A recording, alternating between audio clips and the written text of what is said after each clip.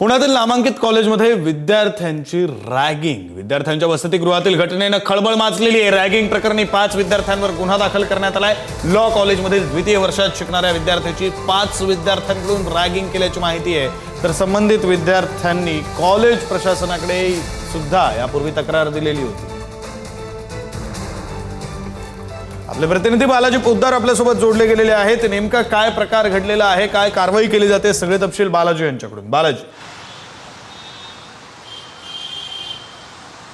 विक्रांत, पुण्यातल्या नामांकित लॉ कॉलेजमधला हा सगळा प्रकार आहे। 5 विद्यार्थ्यांनी जे आहे ते एका 35 वर्षीय विद्यार्थ्याची रॅगिंग केल्याचं समोर आलेलं आहे। पोलीस त्याचा सगळा तपास करतायत। मात्र या विद्यार्थ्यांकडून हे सगळे विद्यार्थी जे आहेत ते द्वितीय वर्षामध्ये जे आहेत ते शिकत होते आणि द्वितीय वर्षाच्या ज्या मुलांचं वसतिगृह आहे या लॉ कॉलेजमध्ये त्या ठिकाणी हा सगळा प्रकार घडल्याची तक्रार देण्यात आलेली आहे। आणि त्या सगळ्या तक्रारीवरून जे आहे ते 5 विद्यार्थ्यांविरुद्ध जो आहे तो डेक्कन पोलीस स्टेशनमध्ये गुन्हा दाखल करण्यात आलेला आहे।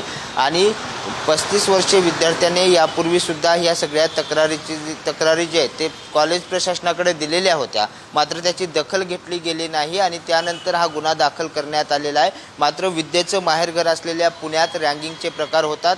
देशातलं नामवंत लॉ कॉलेज आहे आणि या कॉलेजमध्ये अशा प्रकारे जर विद्यार्थ्यांची रॅगिंग होत असेल तर हे खूप चिंताजनक आहे। आणि त्या संदर्भाने आता जे आहे ते डेक्कन पोलीस स्टेशन सगळा तपास सुरू करत आहेत आणि डेक्कन पोलीस स्टेशन आता या कॉलेज प्रशासनाशी सुद्धा सगळी माहिती जी आहे ती घेत आहेत आणि तपास करण्यासाठी सुरुवात करण्यात आलेली आहे। आता नेमकं कारवाई काय होते ते पाहणं महत्त्वाचं आहे। मात्र आता कॉलेज प्रशासनाकडून किंवा पोलीस प्रशासनाकडून याबाबत बोलण्यासाठी कुणीही पुढे येत नाही किंवा स्पष्ट माध्यमांना प्रतिक्रिया देण्यास नकार देण्यात आलेला आहे। मात्र हा धक्कादायक सगळा प्रकार आता झाल्याचं आपल्याला पाहायला मिळते। विक्रांत, धन्यवाद बालाजी दिलेल्या या सगळ्या सविस्तर माहितीसाठी।